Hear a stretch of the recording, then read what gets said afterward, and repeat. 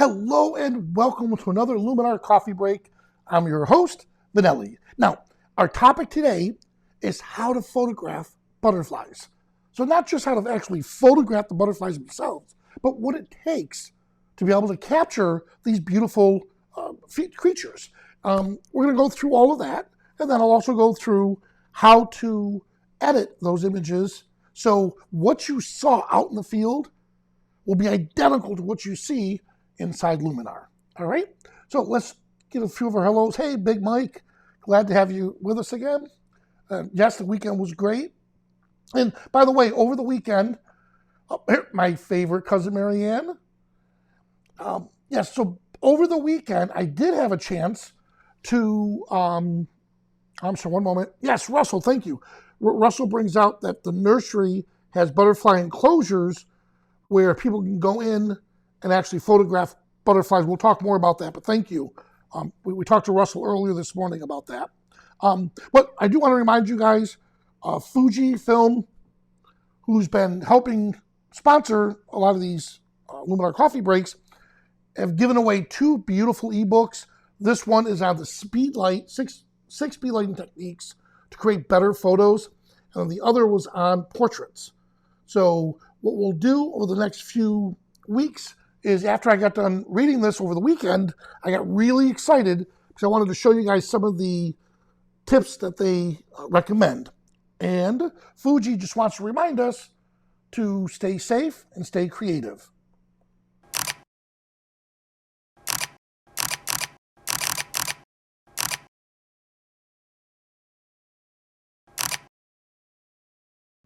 And again, thank you so much for this, Fuji, for helping us be a partner of us with Luminar Coffee Break. Now, with that, I want to dive into these images. Let me show you first what we're going to start with. So here is a beautiful shot of a monarch butterfly. This is what we're going to end up with. And let me pull it up here. Here we go. So here's the original. And let me, I am so sorry. I thought I erased it for you. Oh, there I did. So here's the original. So this is the original. And this is what we're going to turn it into. So this is what I envisioned when I was there. This is what the camera produced. You know, why? Why did the camera produce that? I mean, the high dynamic range. Not to mention the fact this was a DNG, which I photographed this almost, 10 years ago? We could double check that. So if I look at the info button, let's see, 2006. So what was that, 14 years ago? So 14 years ago, I photographed this, and back then, everybody was jumping on the DNG wagon, so I converted my Nikon RAW file to DNG, which is an Adobe digital negative file. You know, it is still good. I still like it. I have no problems with it. I kind of wish I left it in the native RAW file, but this is fine. All right? So I did switch it over, and back then, this is what I saw, or this isn't what I saw. This is what I saw when I photographed it. This is what the camera gives us. Now, the JPEG version of this out of the camera is processed. Then it would look more like this. All right? So let's get going in a couple of seconds. But hey, let's give a shout out to a couple of people visiting. Hello, Julie.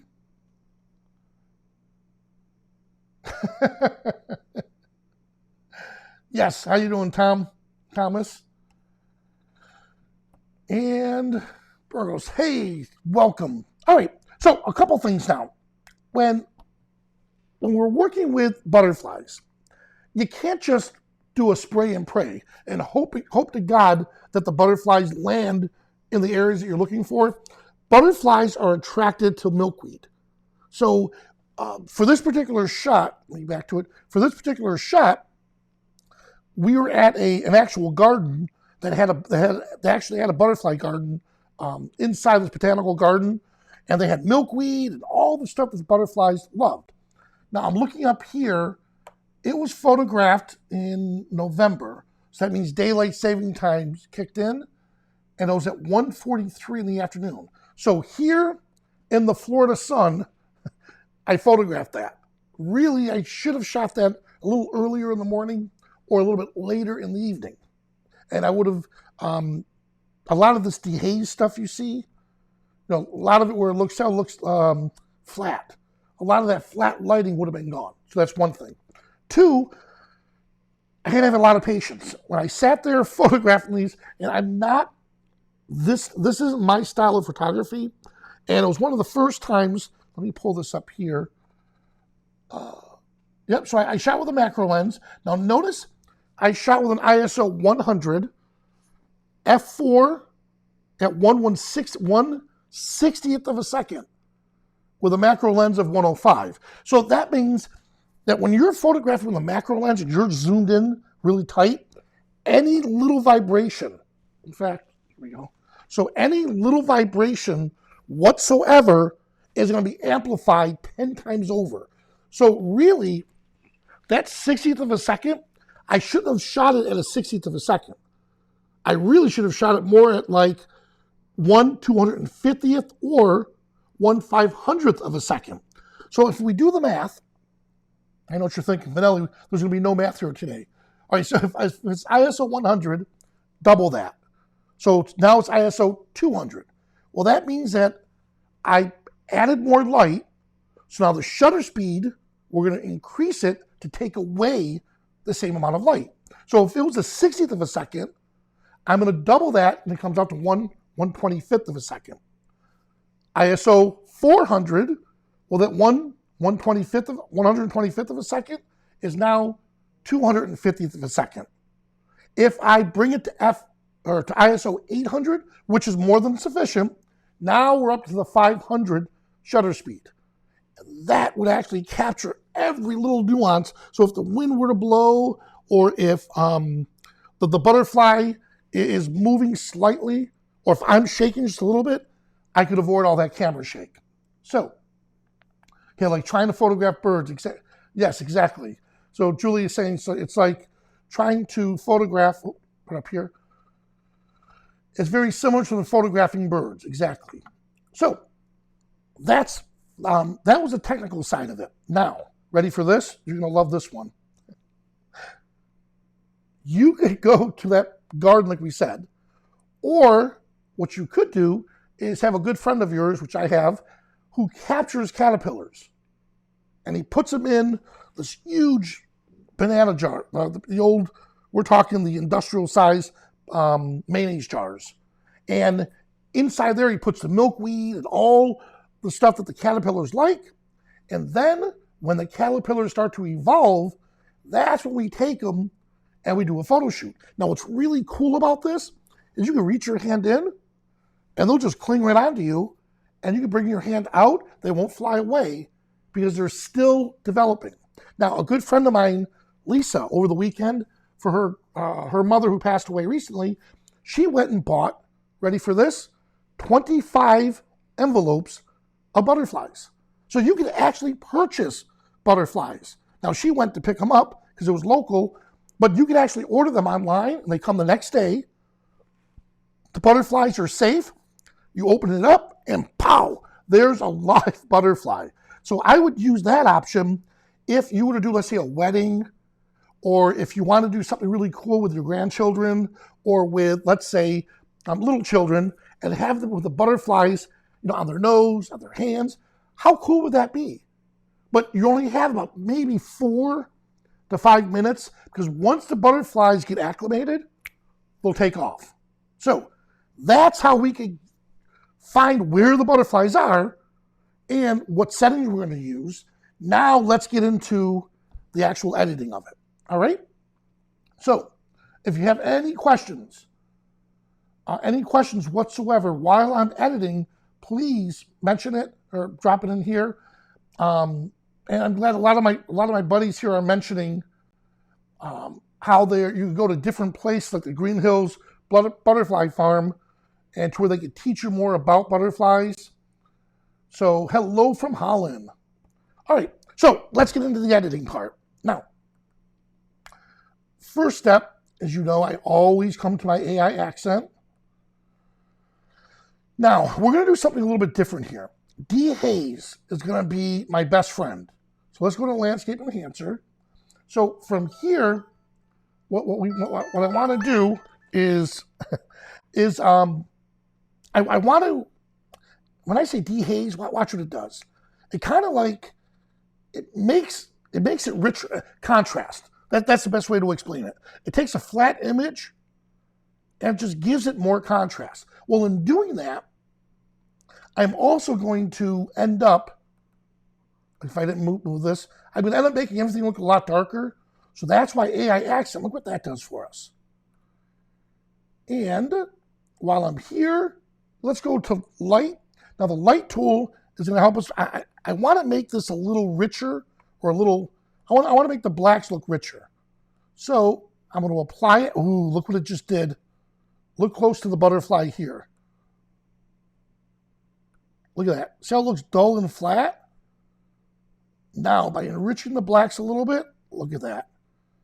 I still want more contrast in the color here, but so far, before and after, it's coming together. Now, here's something that I did once again.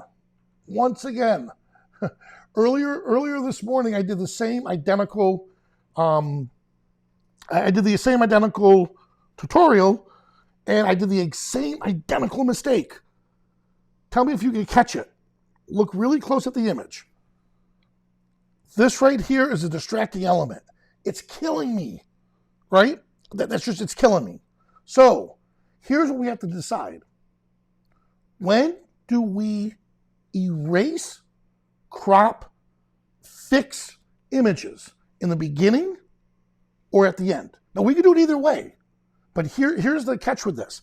If I wait till the very end and I erase this spot, well then if I decide to add any other tools after the erase layer, well then all the stuff I've done before the erase, all the way up to the erase part, will not be seen. It'll flatten that image. So my opinion in this case here is I really should have erased this first. So I'm going to come over to looks, and I want to save this as a butterfly. So now I don't have to start over again. Here it is, butterfly. Good. And from the history tool, there, I start from the beginning. Now, let's come up to the canvas tools, select erase, and come down here. And I know what my buddies are thinking, the ones that watched this earlier this morning. Vanilla, you're always becoming a teacher. Did you purposely forget so you can remind us to make sure that we don't forget? Honestly, I really did forget this time. Even though it's a good teaching tool or a teaching lesson, oh, beautiful. I forgot.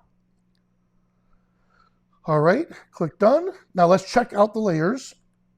Good, so here's the original layer, the very beginning layer. So notice it's non-destructive. Now here's the erase layer. We got rid of this. Now I'm going to add a new adjustment layer. Now from here, all the changes will be applied onto this layer. So let's click on butterfly. And there we are. So I don't have to start over again. I got to pick up where I left off. All right. So yes, Julie.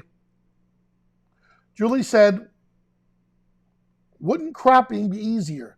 Isn't that what Richard said earlier this morning? You could, but I liked how I have everything here composed. Had I have cropped that big piece, it would have taken out too much of this. But again, that's purely subjective, all right? So here we are. This right here looks like it needs a bit more, that's what I'm looking for. I want more contrast in it. So I'm going to come down to my colors tools. And what I'm noticing, here is that I really need to dial back some of this green. AI, yes, Luminar does do ARW files if they're raw files. So I'm going to click on green and just target the green. Let's desaturate it a little bit. And now I'm going to bring back the, oh, look at that. So when I bring back the luminance of it, look, I can start seeing the leaves take shape. Good. So I like where that is. And we'll come back to vignette at the very end. Now, let's click onto the Pro Tools. So I'm looking at this. I'm sorry, I'm going to say back up here to the Essential Tools. Here, I want to work on a global scale of the highlights. So when I bring back the highlights, notice the entire image is being affected. And that's what I want here. These reds look a little too saturated. So I can just play the balancing act, come back to colors, reds, and decide, ooh, look at that. I can still keep them rich, but I brought it back just a little bit. So Robert asks, is there a color picker? No, there's not a color picker. So I'm selecting the colors from here. Saturate it, just desaturate it just a little bit. And if I want to change the hue of them, I can, but I liked it where we had it, the original. All right, so that's one way. Now, I'm going to come back over to my Pro Tools. Now, under the Pro Tools, let's work on the advanced contrast. Watch this. Earlier, when we used the light tool, it was a global scale. Well, now what I want to do is come with the highlight, and I just want to select just the highlights. I want more contrast. Ooh, look what it's doing to the butterfly. Look how it's giving more contrast, and it's adding more color.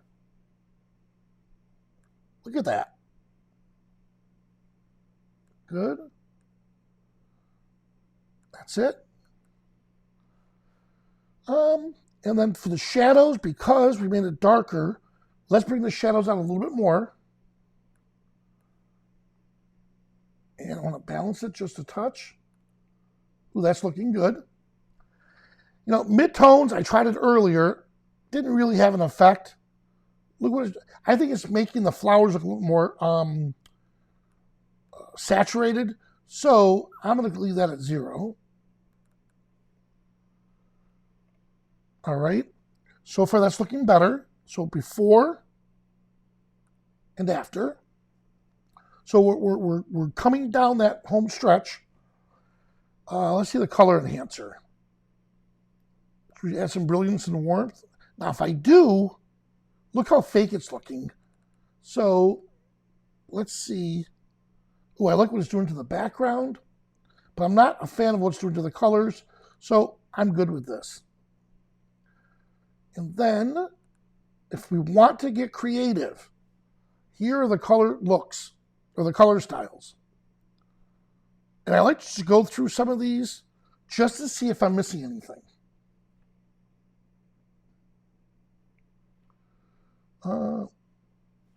Let's see. Yes, Russell, how about removing that one leaf sticking up? You mean this one right here? You know, I did that in one of my other ones. It was okay. I kind of like how that anchors it in. Again, it's totally subjective. I'm going to go to one of my favorites, London. I like. Okay, London looks pretty good. And Memphis. I'm going to stick with Memphis. Oh, you know what, though? Miami looks good, too. See, so now you're getting to the point to where you can sit here all day and start picking your colors. You know what? I like Rosa. All right, here we go. Let's see if it makes any difference. Before? Yes, it does. Good. So I like what it's doing. That yellow is killing me still. So let's go to yellow. And let's bring it down. Good. Actually at 100% so I can see what I'm doing. That's it. And let's desaturate the yellow just a little bit. Not too much. Now we're going to be right about there. Good. Now, what's really happening here, and I'm sure you can tell, these are a little blurry because I shot it at such a slow shutter speed. I will leave it. So the butterfly, I want that to be my predominant focus. So with a vignette, let's go to an extreme. Check the butterfly. Here we go. And let's bring it back.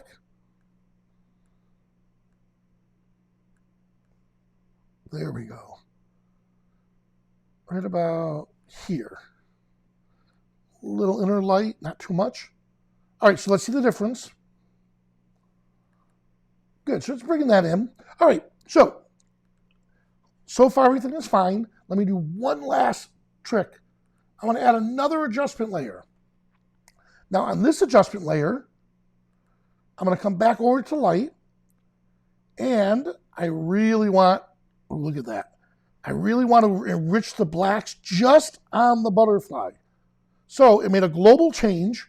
So everything got affected except the butterfly.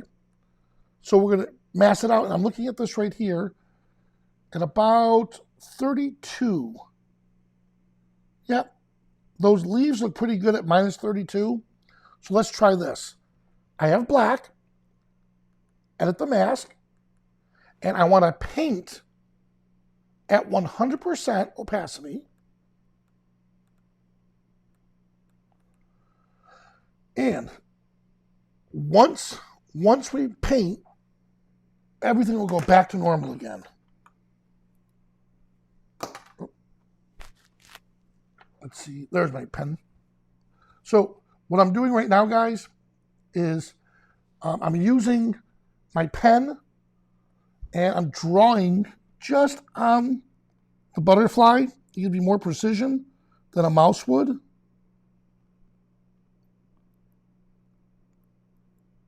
Good. And now for the leaves. So I like where the butterfly is. So now I painted at, we said 100% opacity. Let's paint again. And let's say 24. And I'm going to bring it right on the leaves. There we go. All right. And we're done. Now, before and after, let's close this layer down so we can see what we just did. Here's before. Here's after, right? Now, I think it's a little too much, so I'm going to dial back the overall amount. Now, earlier, somebody made a comment. Aren't the leaves? Here we go. So he feels the leaves are a little dull. So by putting the layers the way we just did, so by using the layers the way we did, now we can come down to the adjustment layer where the leaves are, right? These layers, this right here.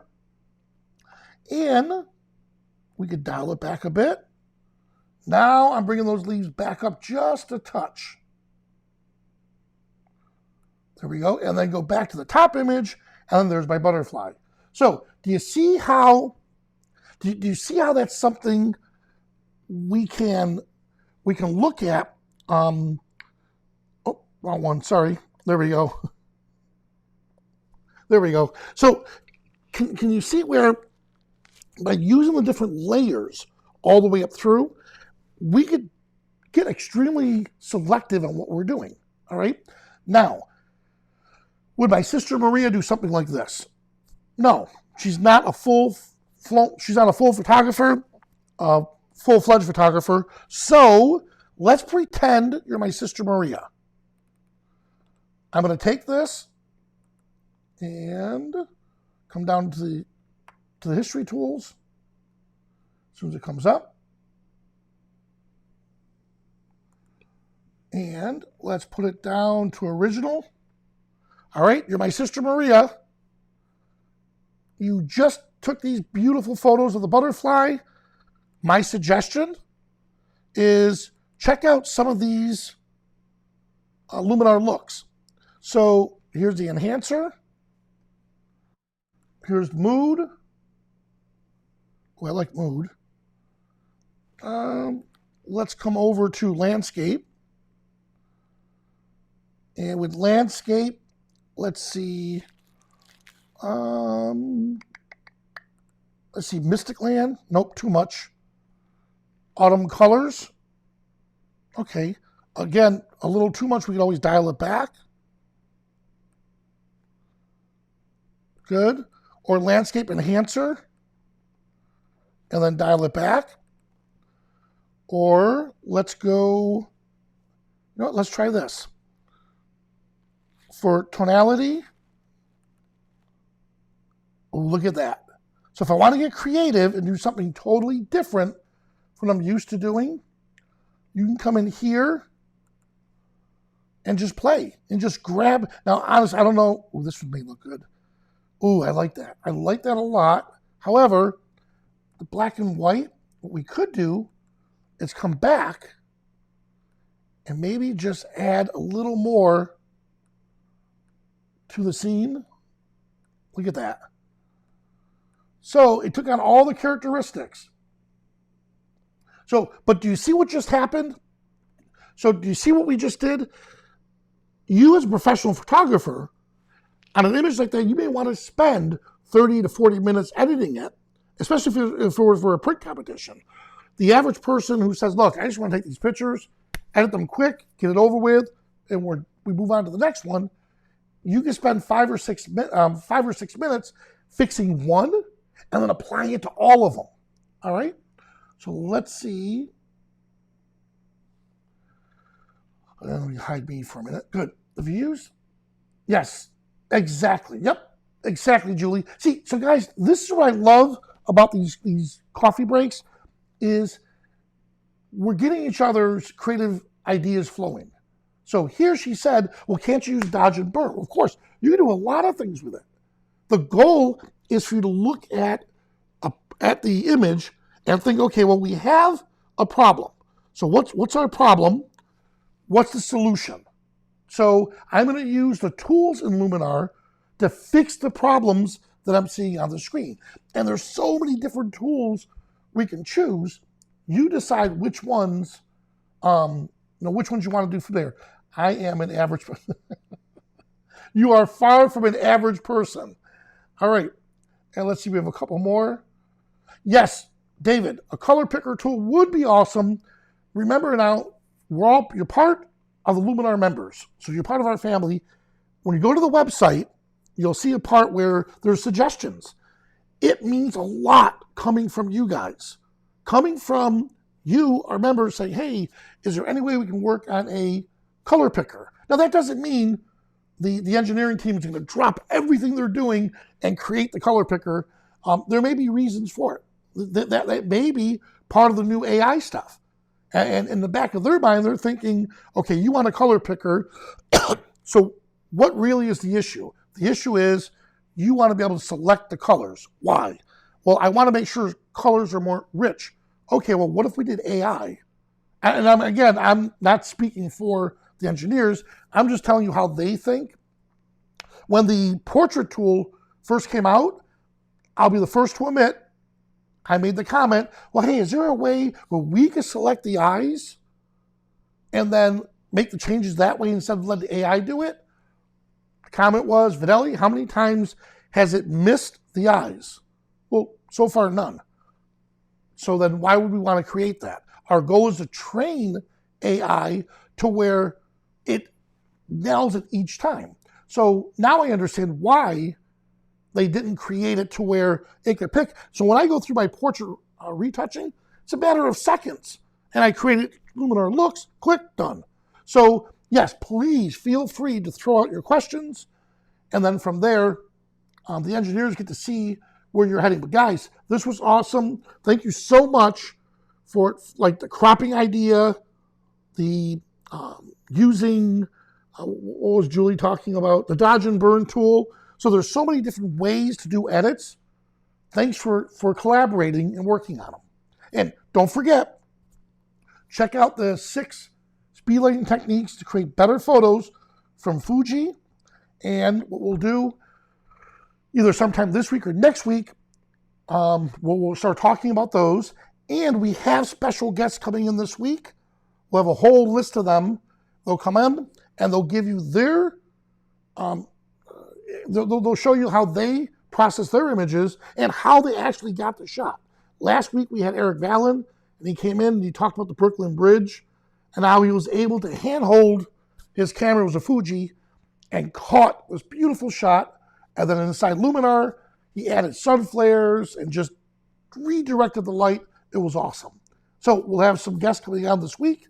And if any of you ever want to come on as one of the guests, please shoot me an email at vanelli@skylum.com. And please don't forget, hit that like button. There's 29 of us in the chat room right now, and we had a little over 80 total. Do me a favor and hit that like button so we get those numbers up there. It'll be very helpful for us. And if you like what we're doing, please hit the little bell icon so you'll be notified of the next episode.